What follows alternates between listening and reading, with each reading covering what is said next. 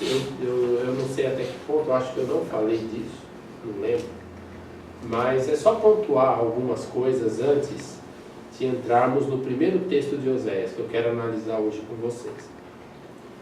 O livro divide-se em três grandes partes. O capítulo 1, do versículo 2 ao capítulo 3, do versículo 5, é uma parte. Tá? Se vocês olharem o comecinho, versículo 2 do capítulo 1 de Oséias,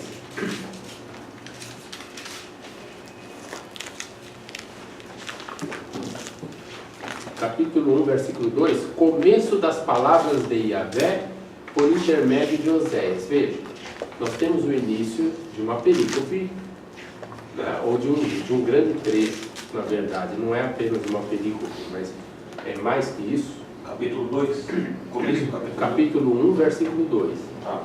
Começo das palavras de Yahvé por intermédio de Oséias. Esse trecho vai até o capítulo 3, versículo 5.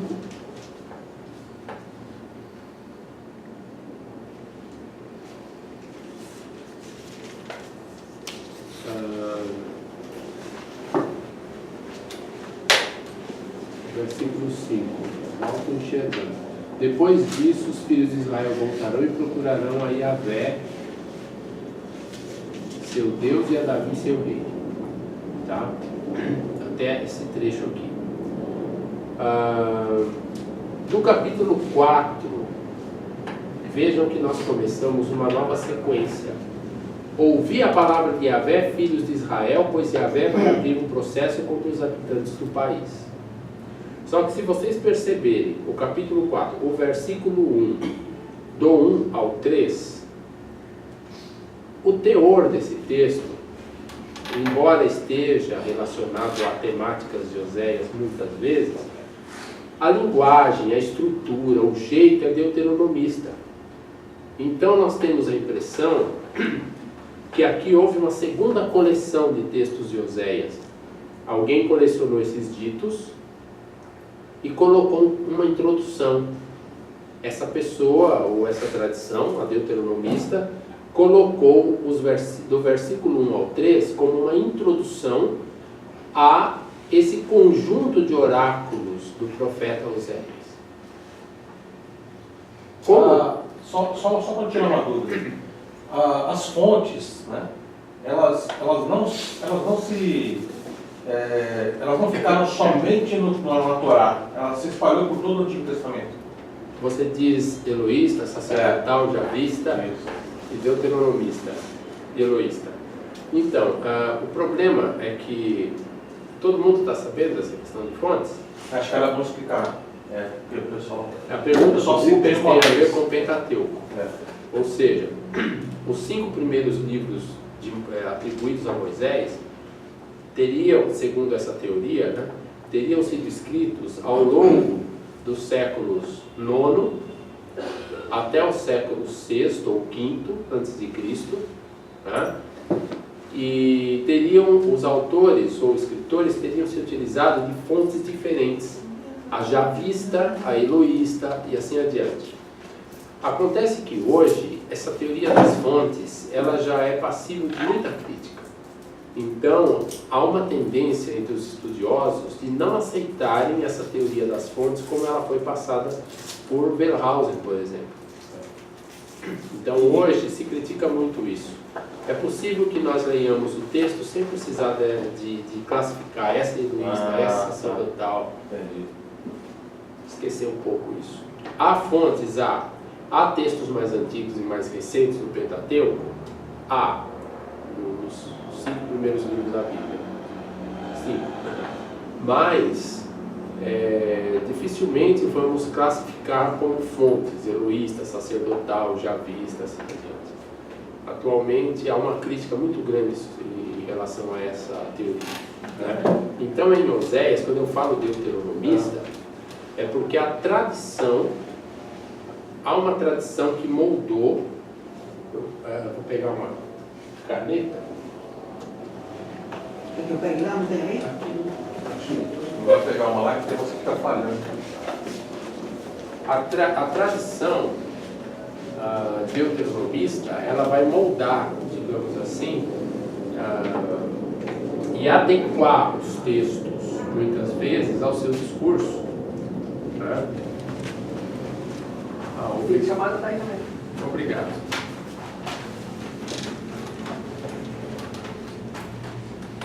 Por exemplo,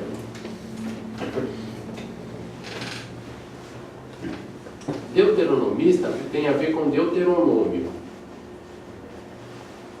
O livro de Deuteronômio.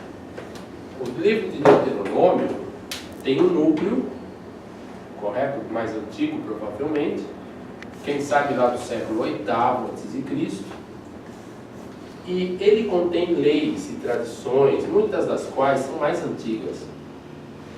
São leis consuetudinárias ou tradições até orais, nas relações tribais, assim adiante. Esse Deuteronômio, vamos colocar aqui um núcleo, Deuteronômio 1, ele bebe na tradição profética. Com o tempo, essa tradição vai enfatizar a lealdade de Israel para com Javé, Yahvé. Ou seja, Yahvé é o único Deus para Israel. Israel deve servir apenas a Javé. Os moabitas servem outros deuses, servem Camosh, ou os filisteus e tal, servem outros deuses. Cada território deve ter seu Deus, mas Israel deve sua fidelidade a Javé. Por isso, o combate que o deuteronomista faz contra outros cultos. Porque Javé deve ser adorado por Israel. Esse é um dado importante. O outro é um culto no lugar que Javé escolher. Depois, esse lugar será identificado com Jerusalém. Sério, só para fazer uma conexão aí, o autor de Juízes, né, ele salienta bem a questão da idolatria em Israel, né? Uhum. Como Israel se distanciou de Yahvé, e por isso eles foram entregues aos seus inimigos, né? Isso é bem interessante, né? Quando se aproximava de Yahvé e quando se afastava de Yahvé, né? Ó, historiográfica deuteronomista. Existe a OHD, Obra Historiográfica Deuteronomista. Do livro de... Bom, temos o Deuteronômio, que traz as regras, as leis e os princípios teológicos. Correto? Depois, com o tempo, muita coisa se agregará ao livro de Deuteronômio, formando os 34 capítulos que temos hoje. Mas, a partir de Josué até o segundo livro de Reis, tirando o livro de Ruth, tira esse livro, de Josué a segundo Reis, nós temos uma obra historiográfica. Josué não é um livro distinto teologicamente de Reis ou de Juízes. Todos esses rolos, livros, compõem uma obra só, que foi composta no espírito do livro de Deuteronômio. Então eles contam a história de Israel do ponto de vista teológico do livro de Deuteronômio. Esse movimento deuteronomista também irá editar os textos de profetas, como o texto de Oséias. Se de um lado, profetas como Oséias estão num período anterior ao livro de Deuteronômio, estão no século VIII, e sua mensagem inspira o desenvolvimento do deuteronomismo, por outro lado, esse movimento, na medida em que cresce, se consolida, ele pega esses textos antigos de profetas como Oséias e faz a edição desses livros. E é por isso que no capítulo 4, do versículo 1 ao 3, nós temos um texto deuteronomista. Ou seja, um livreto, um panfleto, que começava onde hoje é o capítulo 4, versículo 4, tem agora uma introdução deuteronomista de editores. Tá certo? É nesse sentido que eu falo deuteronomista. Essa tradição de Deuteronômio, de Josué até 2 Reis, com essa teologia, essa religião, essa visão político-teológica, é que vai editar livros da Bíblia, principalmente profetas, os profetas, inclusive o de Oséias. Um livro que é hiperdeuteronomista, por exemplo, é o de Jeremias, profeta Jeremias. Ele vai se inspirar plenamente, Jeremias se inspira plenamente na tradição deuteronomista, por exemplo.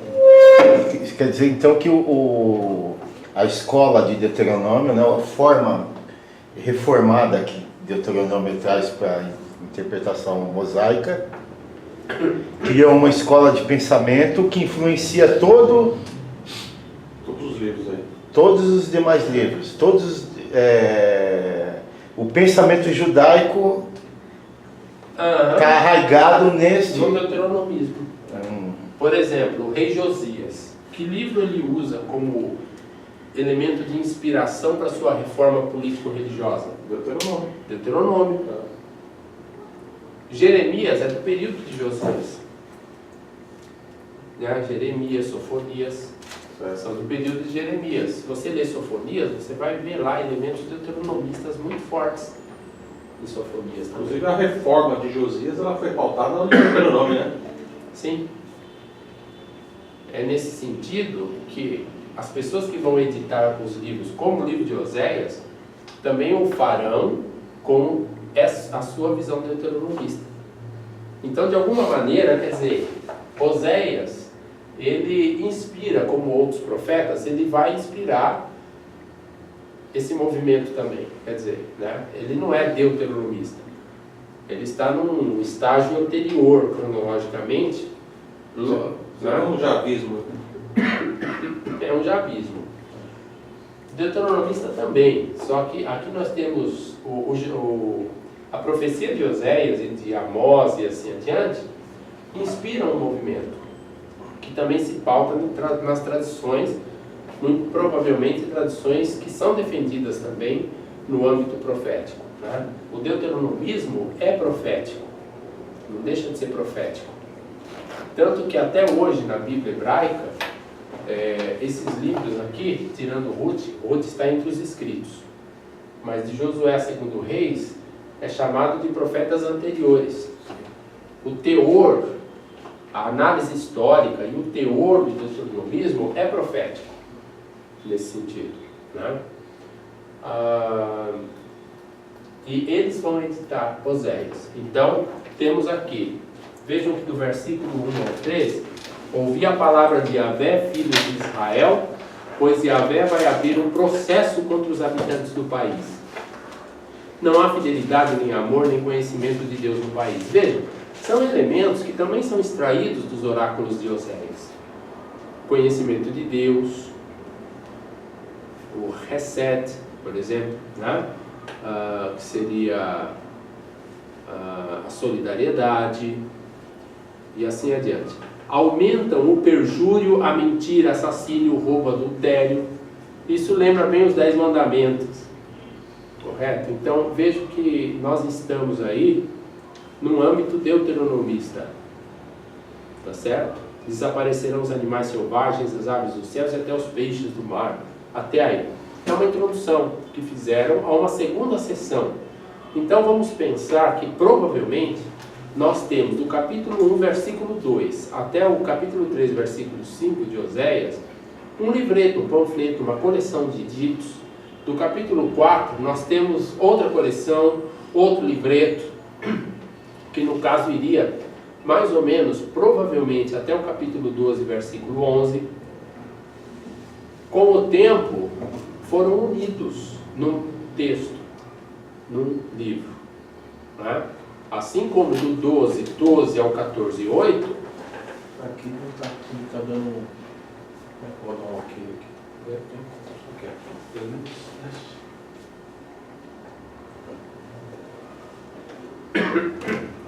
nós temos provavelmente uma terceira parte. Então, com o tempo, vão se unindo, sendo costurados e formando o livro todo.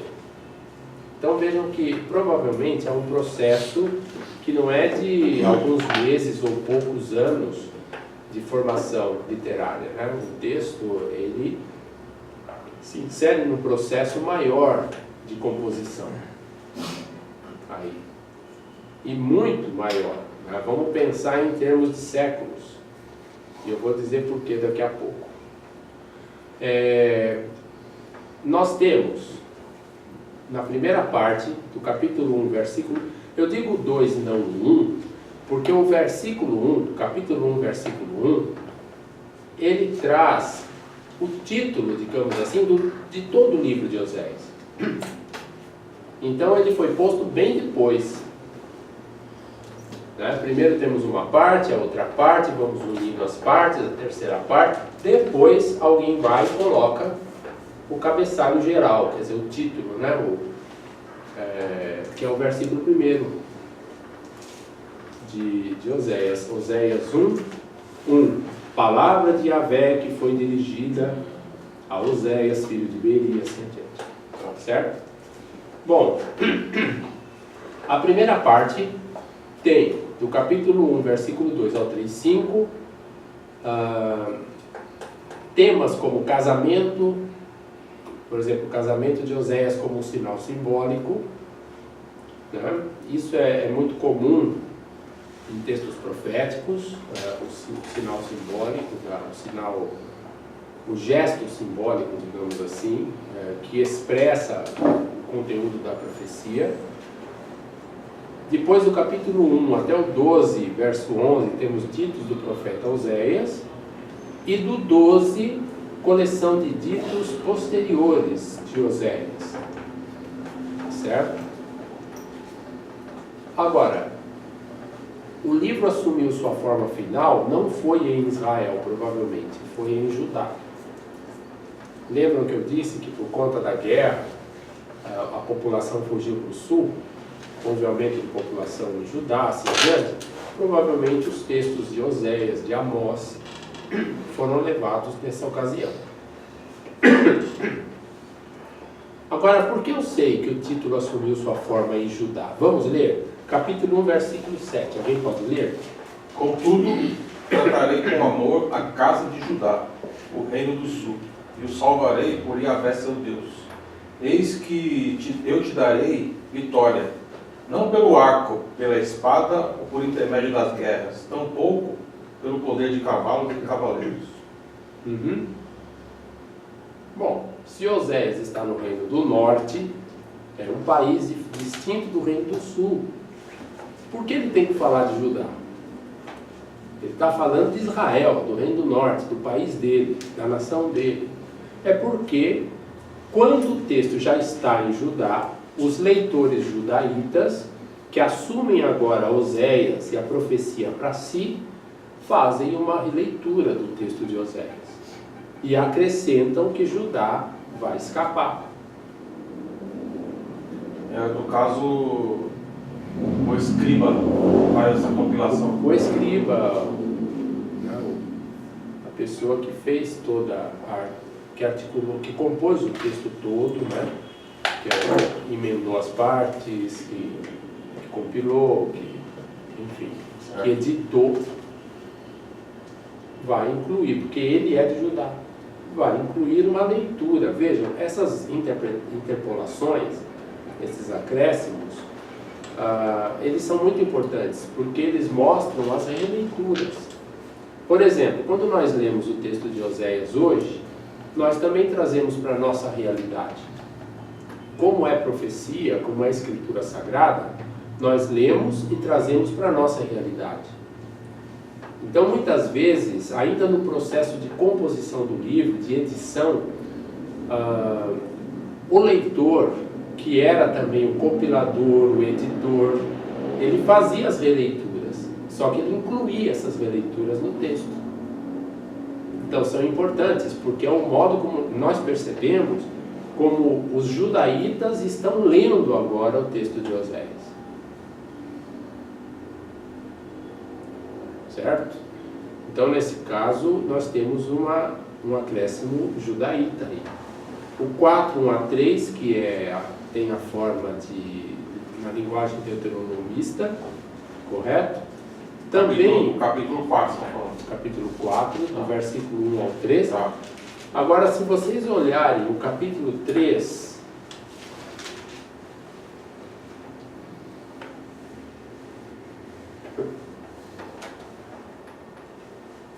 no versículo 5, depois disso os filhos de Israel voltarão e procurarão a Yahvé seu Deus e a Davi seu rei. Voltarão tremendo a seus bens no fim dos dias. Tremendo a Yahvé e a seus bens, no fim dos dias. Vejam que esse trecho menciona Davi. Davi não tem relação com o Reino do Norte na realidade de Oséias. Qual que você leu aí, pai?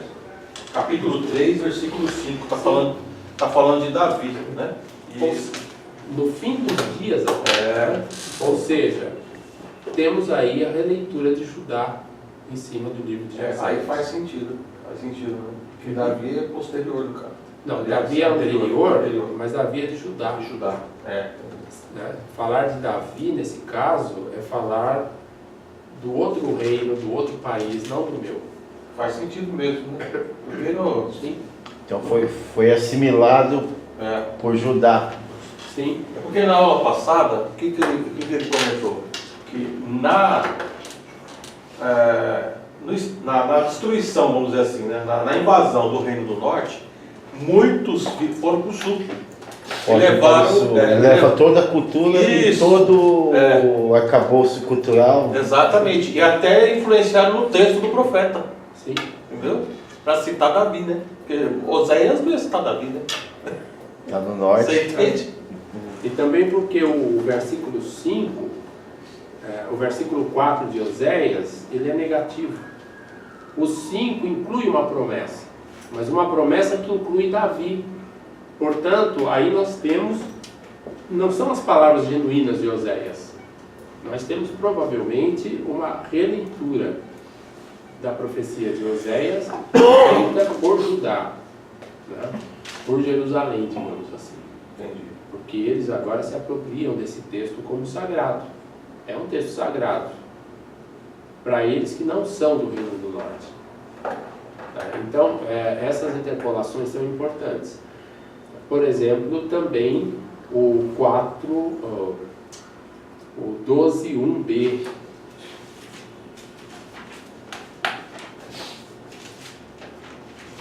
Oséias 12:1. Efraim cercou-me de mentira e a casa de Israel de impostura. Mas Judá está ainda com Deus e é fiel aos santos. Judá ainda está com Deus. É uma interpolação. Porque isso tudo faz sentido porque é o profeta do norte, né? Sim. Exatamente. Judá ainda está com Deus. Alguém está relendo. No 12:1 você fala? 12:1b. Estabelece pacto. Tá em outra tradução aqui, está na King James, ela fala assim: estabelece pactos e acordos com a Síria e manda azeite para o Egito. 12:1, tá? A parte B. Temos que ver quais as divisões, né? Porque há uma diferença. Por exemplo, eu sei da Almeida, na King James não vou saber. Mas há uma diferença na divisão de capítulos e versículos entre a Bíblia hebraica e a Almeida. Deixa eu ver a Almeida. A Bíblia de Jerusalém, por exemplo, a Teb, ela segue a Bíblia hebraica, na divisão de capítulos e versículos. Mas foge demais aqui. Fugiu demais aqui. A Almeida atualizada diz assim: fazem aliança com a Síria e o azeite se leva ao Egito. Tá. Como que está na Jerusalém? 12, né? 12. 12:1. 12:1. Efraim cercou-me de mentira e a casa de Israel de impostura. Não, começa com Efraim aqui. Alimenta-se de... O que diz aí? Efraim alimenta-se de brisa, corre atrás do vento oriental o dia todo e multiplica enganos e violência. Estabelece pactos e acordos com a Síria e manda azeite para o Egito. É totalmente diferente, sai muito. A minha também já é outra coisa. Qual que é a outra? Efraim, muito mais parecida com a dele, né? Mas Efraim se apacenta de vento, segue o vento leste o dia todo, e multiplica a mentira e a violência, faz aliança com a Síria e manda azeite ao Egito. Tá ali. agora lê o versículo que antecede. O anterior. O 11, Isso. 12, Isso. Efraim me cercou com mentira e a casa de Israel com engano, e Judá ainda domina com Deus, Então, como o santo Israel. Ah, então está no 12. é porque na Bíblia hebraica, este versículo começa o capítulo 12. Ah, entendi. A Jerusalém está seguindo a hebraica. Está seguindo a hebraica. Entendi. É por isso. Tá certo? Aqui, agora faz sentido, ó. Efraim me cercou por meio de mentiras e a casa de Israel com engano, e Judá ainda anda rebelde contra Deus, o santo filho. Né? Como é que fica isso no seu último parágrafo? Judá o quê? Judá anda rebelde, ainda anda rebelde contra Deus, o santo fiel. Aqui dá um sentido parece diferente, ó. E Judá ainda domina com Deus. Parece que é uma aliança, aí parece que é contra. Parece que é uma rebeldia. Aqui parece uma aliança com Deus. Judá está ainda com Deus. Então é uma aliança. Aliança. E é fiel aos santos. Aqui está. Bateu. Certo? Não, mas essa última parte, Rafael? É a última. Se vocês- O 12. 11 e 12. Se vocês olharem Joel, por exemplo, é a mesma coisa. Vocês vão encontrar em Joel capítulo que não encontram na Bíblia hebraica. Mas é o mesmo texto, é a divisão que é diferente. Malaquias, Samuel também, Reis, né? De Reis tem essas diferenças. Porque a Bíblia hebraica divide de um jeito e a Almeida segue de outro. Bom, os oráculos datam de vários momentos da história. Os oráculos de Oséias. Temos oráculos, provavelmente, do final do reinado de Jeroboão II. Provavelmente o que nós vamos ver hoje. Mas também nós temos uma série de oráculos, de profecias de Oséias, do período daquela guerra sírio-efraimita, lembra? Que Efraim e Arã se unem contra Judá, que no contexto da invasão assíria, que logo depois Israel é invadido pelos assírios, perde a Galileia. Então, esse é o contexto de muitas profecias de Oséias. E nós procuraremos detectar alguma coisa no decorrer das leituras dos textos também, certo? Guerra sírio-efraimita. Por exemplo, capítulo 5, do versículo 8 ao 10. Vamos ler já que está aqui, só para a gente se situar. Oséias 5, do 8 ao 10. Tocai a trombeta em Gabaá, a tuba em Ramá, dai alarme em Bet-Aven. Só para vocês saberem que Bet-Aven é uma expressão sarcástica. É provável que o nome seja Betel. Betel é onde está um dos santuários reais. Lembram que o Amós vai lá em Betel falar contra o santuário e o sumo sacerdote, o sacerdote de lá diz assim: cara, você vem de Judá, volta para a tua terra, aqui é o santuário real, você vem falar contra o santuário do rei? Então, Betel é um dos santuários reais e fica também quase assim, mais para o sul de Israel, né? Bet-Aven quer dizer casa da iniquidade, Betel quer dizer casa de Deus. Portanto, o profeta está fazendo um trocadilho. Ele está dizendo: dai alarme na casa do pecado. Chama a igreja de casa do pecado. Parece com alguma coisa, Não é? Interessante essa ironia do profeta. Então, Gabaá é Gibeá, ou Gibeá, né? Ramá e Betaven, ou Betel, estão mais ao sul, Quase em Judá. quase em Judá. Ou seja, perseguem-te, Benjamim. Efraim será uma ruína no dia do castigo. Entre as tribos de Israel anuncia uma coisa certa. Os príncipes de Judá são como os que deslocam os marcos. Sobre eles derramarei como água o meu furor. Vejam, nesse caso, provavelmente tocar a trombeta é convocar para a guerra. Então estamos num contexto de guerra. E como ele cita Judá em locais mais ao sul do país de Israel, então aqui nós temos o contexto da guerra, provavelmente da guerra sírio-israelita. O conflito entre Judá, Israel e Aram, aquela coisa toda, né? Então há profecias de Oséias que são desse período, 734, 733, 732 a.C. Certo? Tudo bem até aí?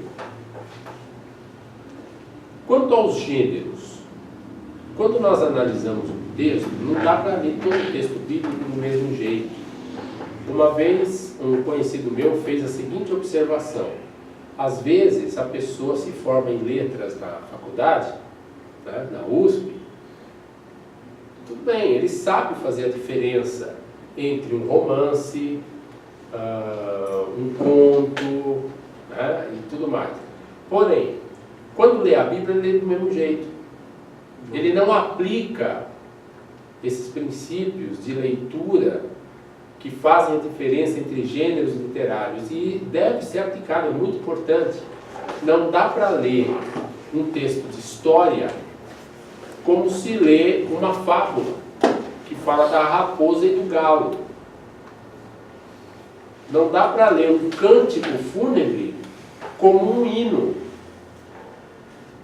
Então, nós precisamos analisar os textos e buscar o seu próprio tipo, a sua própria forma. Nós chamamos de gênero, tá certo? O texto de Oséias, esse autor aqui, Hans Walterwolf, esse primeiro, esse alemão, ele se baseia no linguista André Jolis, e isso já é de longa data, tá? E ele define textos de Oséias como memorabilia, ou seja, nós temos aí a memória do que o profeta disse, das palavras de Javé. Há uma tradição oral que vai cultivando e transmitindo as palavras de Javé. E quando se fala de gestos proféticos, como é o casamento de Oséias e assim adiante, na verdade, o texto não está interessado na biografia do profeta.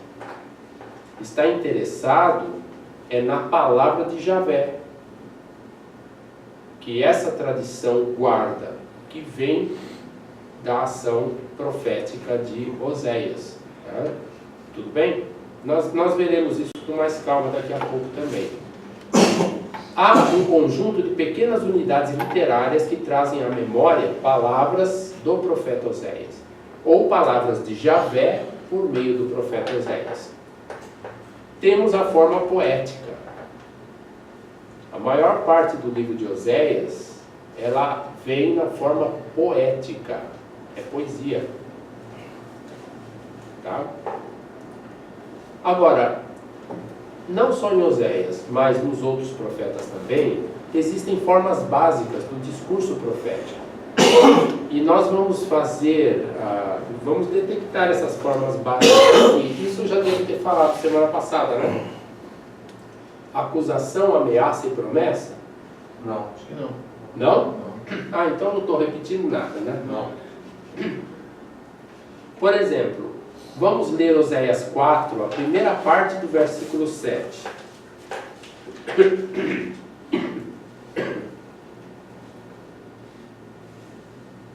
Quanto mais numerosos se tornaram, tanto mais pecaram contra mim. Nós temos aqui uma acusação, certo? Uma acusação. profeta falando em nome de Yahvé aqui. Isso. Por exemplo,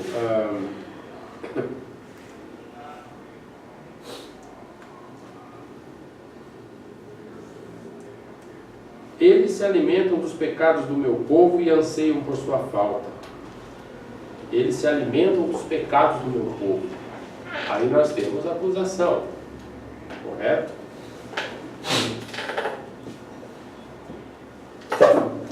Agora,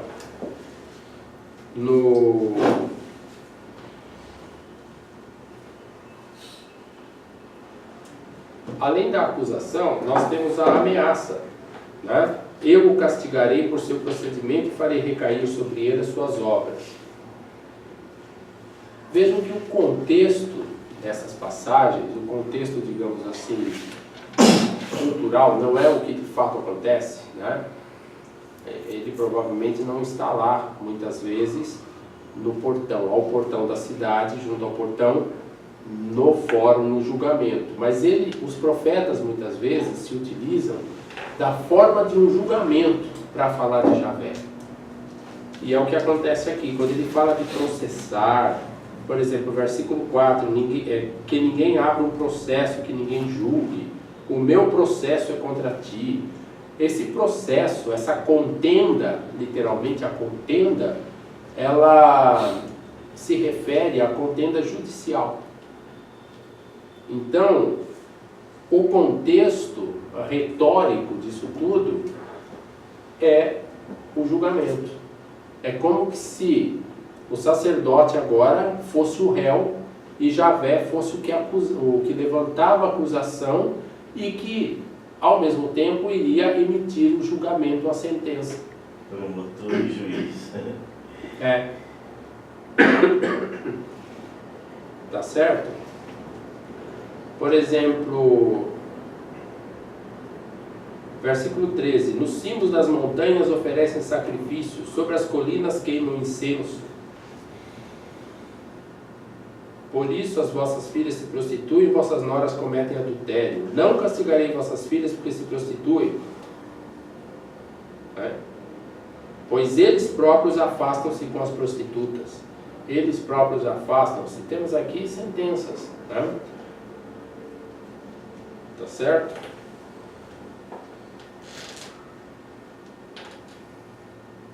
Um vento os envolverá em suas asas e eles terão vergonha dos seus altares. Aqui é a sentença. Aqui é ou ameaça, poderíamos chamar. Então, muito do discurso profético se caracteriza por acusação, quando ele acusa qual é o pecado, ou o que está acontecendo de errado. A ameaça, que é a consequência da acusação. Primeiro eu acuso, depois eu ameaço. Ou, primeiro eu acuso, depois eu emito um julgamento. Certo? Também é característico dos profetas a palavra de promessa. Em Oséias é difícil, às vezes a gente vê uma promessa quando vê o Judaíta que escreveu. Capítulo 3, versículo 5, né? Como nós vimos. Só fala de Davi, fala muitos dias depois, e tal. Capítulo 3, versículo 5. É aquele texto que nós lemos agora há pouco.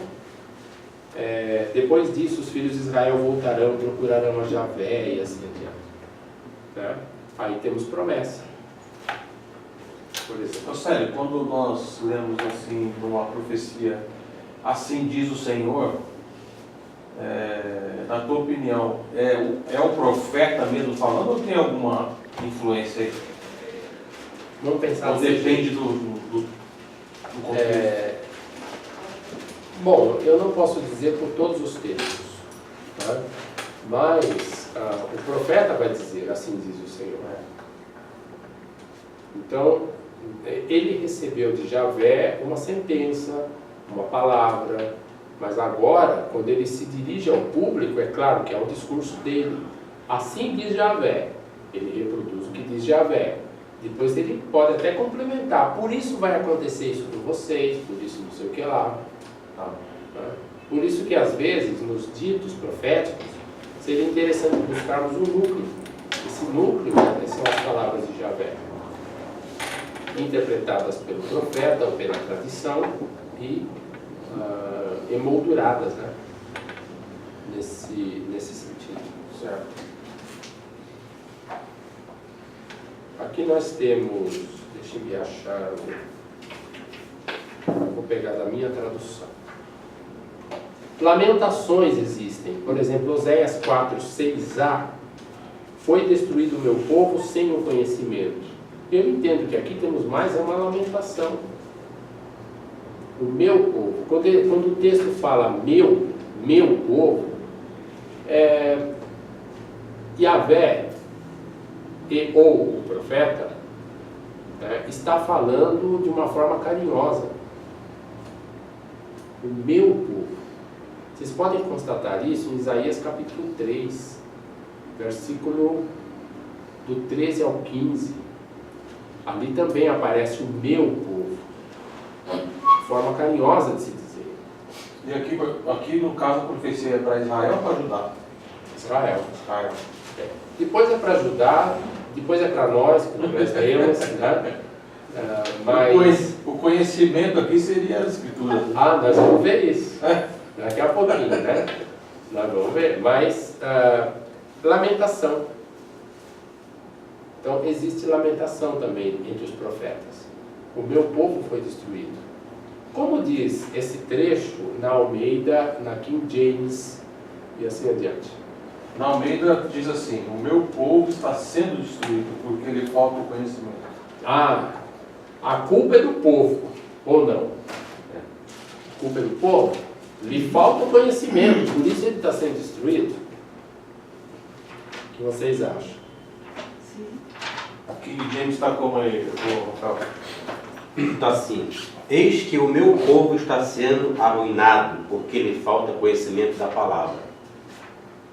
Sim. A Bíblia de Jerusalém diz assim: meu povo será destruído por falta de conhecimento. Meu Deus. Aí nós temos a impressão que a destruição vem de Javé, né? Não dá essa impressão? Meu povo será destruído por falta de conhecimento. O castigo vem a cavalo, né? quem a está falando, né? Uma implosão. Só que no texto hebraico, o texto hebraico, né, ele não diz lhe, o lhe falta, né? Ele diz assim, ao pé da letra: foi destruído o meu povo sem o conhecimento. Bom, tudo bem que poderíamos inferir, porque lhe falta conhecimento. Mas depois nós vamos talvez perceber outra leitura aqui, né?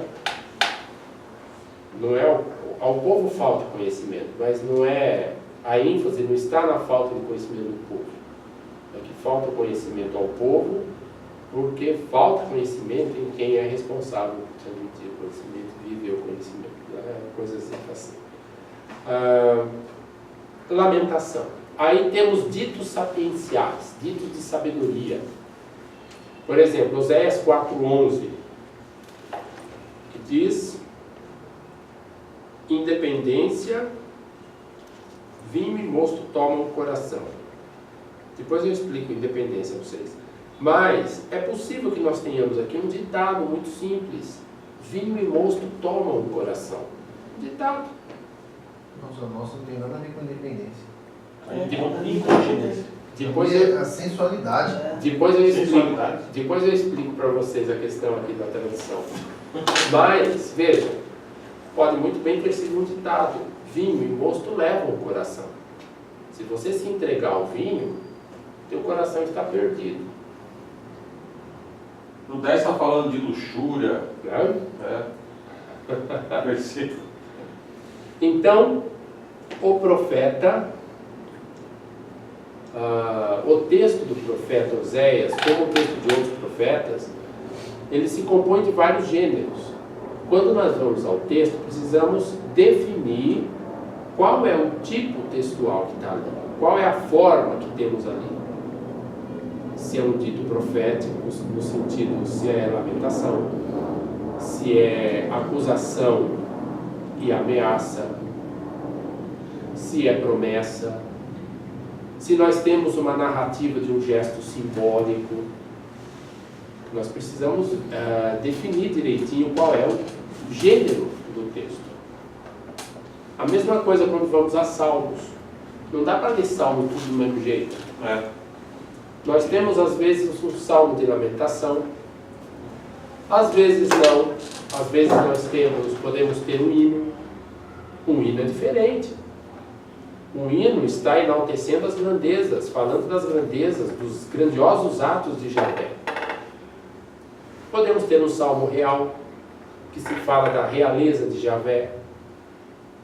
Ou podemos simplesmente ter um salmo de Sião, com a teologia de Sião. Sião é inexpugnável, ninguém vai conquistá-la, porque Deus está aqui. Então, depende do texto. A interpretação depende de detectarmos qual é o gênero daquele texto. Senão, nós vamos trocar pés por mãos e nossa leitura poderá ser muito equivocada. Eu pego um texto poético e aplico no sentido literal ao texto poético. Ezequiel 28, Isaías 14. Do rei levando a Lúcifer, né? Que é poético, simbólico, usa muitos mitos do período, elementos mitológicos, e nós aplicamos literalmente e criamos uma história que não está lá. Né? Então, precisamos olhar atentamente o gênero do texto. Isso não vale só para Oséias, vale para qualquer texto da Bíblia ou fora da Bíblia. Claro. Né? Certo? Bom, isso daqui eu falei para vocês, né? A tese de que ele era levita e tudo mais. Eu vou pular essa parte, tá? Eu vou para... Vocês têm alguma pergunta aqui? Deixa eu só acertar aqui. Ou podemos já ir direto para nossa profecia? Oséias capítulo 1, versículo 2. Agora eu preciso ir no outro. Oséias não era contemporâneo de Davi. Não. Davi é do século X. Davi viveu no século X, por volta do ano 1000. E Oséias, ele começa a atuar mais ou menos em 747, 740 a.C., no século VIII. A realidade é outra. A realidade... Não, o reino está dividido, tudo já mudou. Já. Isso. Aqui, eu quero ir para o outro arquivo. Fecho aqui, né? É o outro arquivo, aquele outro. Daquele... Eu quero ler com vocês primeiro a primeira perícope, que é Oséias 1, 2 a 9. Aí embaixo, último.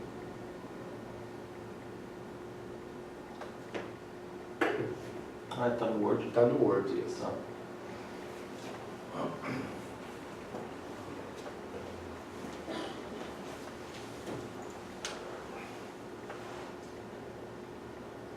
Aqui. Bom, vamos agora começar a ler textos do profeta.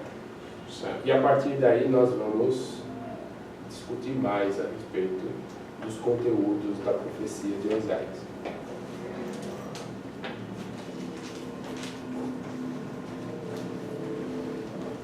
Tá certo? Então, o primeiro trecho, Oséias capítulo 1, do versículo 2 ao versículo 9.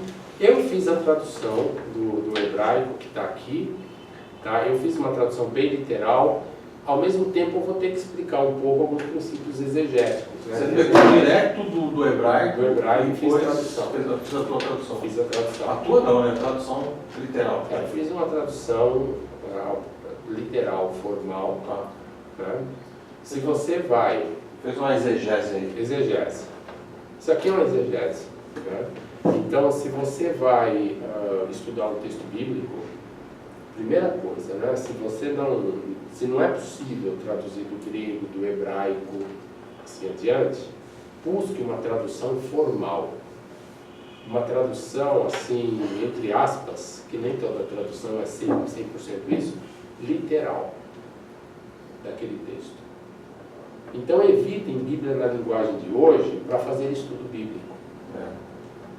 Depois ela pode até ser importante, se você quer esclarecer alguma expressão, alguma coisa, ela pode até te ajudar, te dar algumas ideias. Mas vai para uma tradução literal. Você tem alguma assim, que você possa indicar? Estou pensando na Almeida, King James, Jerusalém, Bíblia Teb, que é a Bíblia A Teb é católica, né? É. Pensando nessas aí. Só que mesmo assim, o problema da tradução, você quer dizer? Não, tem a Teb e tem aquela que você gostava, Ave Maria. Ah, é. Não, mas eu gostava daquela Bíblia. Um dos motivos. Eu costumava reclamar das Bíblias de crente. Bíblia de crente. Por quê? Você vai...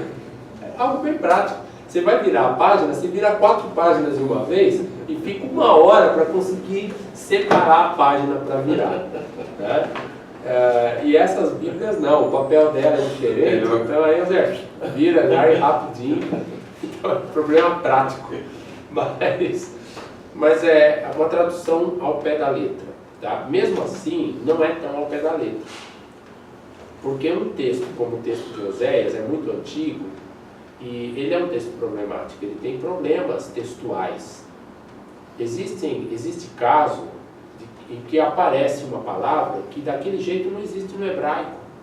Então, o pessoal começa a fazer reconstrução daquela palavra.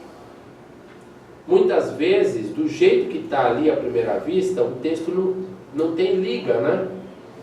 E aí as pessoas vão para o grego, ou fazem propostas de emenda, de alteração, tira-se esse sinal vocálico, separa a palavra aqui para dar sentido. Por isso as diferenças, muitas vezes, de uma versão para outra. Eu tentei ser mais literal, assim. A Vulgata no Antigo Testamento, o que você acha? A Vulgata foi a tentativa de atualizar o texto bíblico latino para os romanos do século IV, do século V. Do quarto para o quinto. Então, eu estou com uma vulgação em casa. Septuaginta... Não, ela é boa, né? Não, sim, é boa. Para nós analisarmos como as leituras foram, como fizeram as leituras daquele texto bíblico. No latim, no grego, isso é muito importante. Tá? Só que eu penso que ainda é preferível mantermos o texto hebraico, certo? Até onde der. Há casos em que a preferência vai para a Septuaginta, que é a versão grega da Bíblia. Muitas vezes porque a Septuaginta seguia um texto hebraico diferente, provavelmente. E isso já é atestado pelos textos de Qumran, por exemplo. Sim. Tá? Então, ficar no hebraico é melhor. Tá? Se o hebraico tiver alguma corrupção textual, mesmo assim, veja se você fica no hebraico. Agora, mesmo que o texto não faça sentido.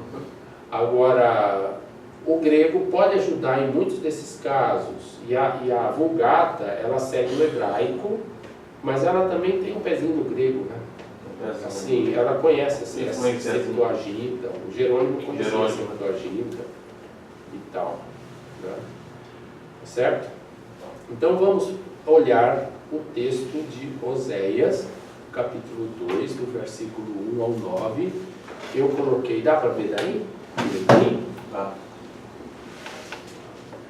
Tá ruim para ver? Dá para ver?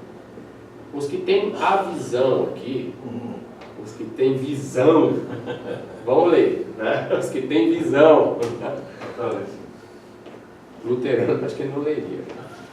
Início da palavra de Javé em Oséias, ou com Oséias, pode ser também, B, né? Não, mas dá para aumentar o coisa ali embaixo, no canto. Exato, dá. Aumentar um pouquinho. Isso. Melhorou? Tá bom assim? Início da palavra de Javé em Oséias ou com Oséias, pode ser. E disse Javé a Oséias: vai, toma para ti uma mulher de independências. Eu vou falar de independências daqui a pouco, tá? E filhos de independências. Eis, certamente se torna independente o país à parte de Javé. Aqui, deixa eu ver. Aqui. E foi, e tomou a Gomer, filha de Diblaim, e concebeu, e gerou para ele um filho. E disse Javé para ele: chama o nome dele Jezreel. Eis, em breve, e visitarei os sangues, eu mantive como está no plural, no hebraico. Sangues de Jezreel sobre a casa de Jeú, e destruirei a soberania da casa de Israel. E acontecerá naquele dia que quebrarei o arco de Israel no vale de Jezreel. E concebeu novamente, deu à luz uma filha, e disse para ele: chama o nome dela Não Amada. Eis, não mais terei misericórdia da casa de Israel. Eis, certamente não os perdoarei.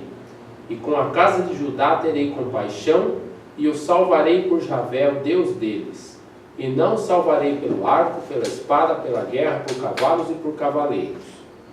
E desmamou a não amada, e concebeu, e gerou um filho, e disse: chama o nome dele Não Meu Povo. Eis, vós não sois meu povo, e eu não serei para vós. Então até aí o texto, tá? Primeira coisa, se você escolheu um trecho, certifique-se de que você esteja, digamos assim, você delimitou legal esse trecho. Porque toda perícope, o termo perícope quer dizer cortar em volta. É quando você faz um recorte no texto. Pegamos o livro de Oséias e fizemos um pequeno recorte. Extraímos esse trecho aí. Né? Agora, esse trecho, ele tem que ter começo, meio e fim. Então, quando você faz uma análise textual, é interessante que você delimite o texto. Você perceba o começo dele, o meio e o fim. Porque senão a gente pode parar no versículo 3. E acontecerá naquele dia que quebrarei o arco de Israel no vale de Israel. Não, mas e o 6? No 3 não, no 5. E o 6? E concebeu novamente, é continuação do texto. Então, a ideia não fechou ainda. Não fechou ainda, a ideia não fechou. É por isso que não é muito legal quando nós pregamos usando apenas um versículo. Eu uso uma linha do versículo e fico uma hora falando daquela linha. Tudo posso naquele que me fortalece. Tudo posso naquele que me fortalece. Eu posso ter meu iate, meu avião em particular. Eu posso tudo naquele que me fortalece. Só que eu esqueço que quando Paulo fala disso, ele fala de situações em que ele passou fome, frio, não tinha dinheiro para pagar as contas direito, passou aperto. E é no aperto e nas situações difíceis que Deus o fortaleceu para ele aguentar, para ele seguir adiante. Né? Mas como eu sei disso? Porque eu vejo o contexto. Eu não pego só a linha. Aqui também. Vejam que o 6 é continuação. Portanto, eu preciso ir até o final da perícope, para que eu possa entender o todo. Então é interessante, isso não vale só para Oséias, vale para qualquer outro texto da Bíblia. Certo? Esse método eu acho que é mais interessante. Eu pessoalmente gosto do método expositivo em relação à pregação. Eu não sei pregar, mas eu acho interessante o método expositivo. Eu também gosto só do expositivo. Por quê? Porque você vai ao texto, você delimitou, você pegou o começo, o meio e o fim. Você entendeu. Veja bem, tudo bem que o começo aqui, o 2 é o começo mesmo, né? Mas veja só como ele diz. início da palavra de Oséias, de Javé em Oséias ou com Oséias. Então, o início aí é o início da perícope. Estamos iniciando o texto. Não tem como negar isso. Agora, no final, vós não sois meu povo, eu não serei para vós. Se vocês olharem a continuação, Oséias,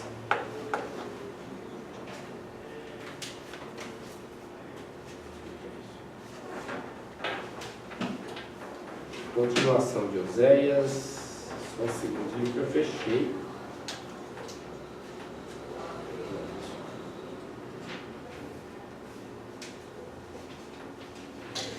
Versículo 2: o número dos filhos de Israel será como a areia do mar, que não se pode medir. Vejam, mudamos o assunto.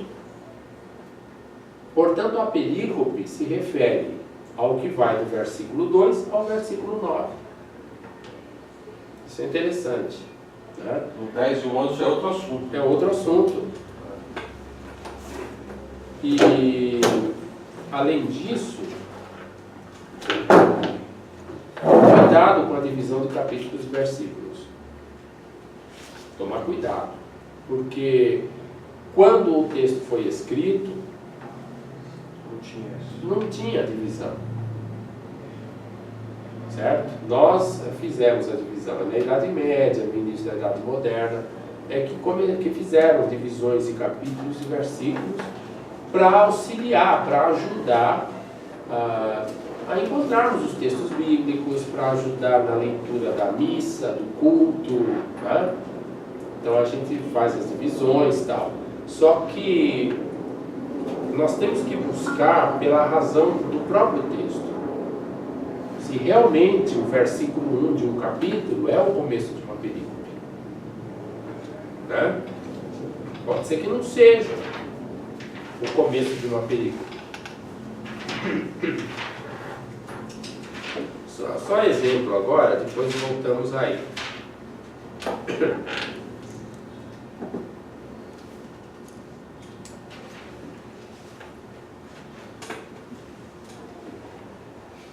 Por exemplo, em Coríntios, capítulo 12, o último versículo, Paulo diz: aspirai aos dons mais altos. Aliás, passo a indicar-vos um caminho que ultrapassa todos. Aí entra no 13. E aí entra no 13. Então, o começo do 13 não devia ser o versículo primeiro.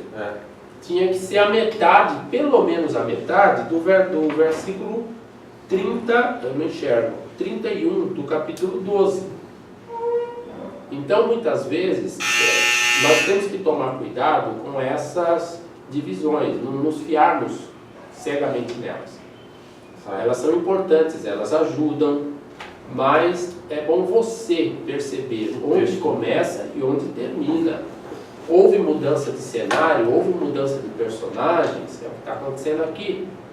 Né? Entender a perícope. Entender a perícope, certo? Eu entendo que aqui nós fizemos, né, eu fiz uma divisão mais ou menos, né? Mas, mesmo assim, há quem possa contradizer, não há problema. Tem gente que talvez faça outro tipo de divisão. Né? Bom, esse é o primeiro passo. Agora é o café. É tão rápido assim, não?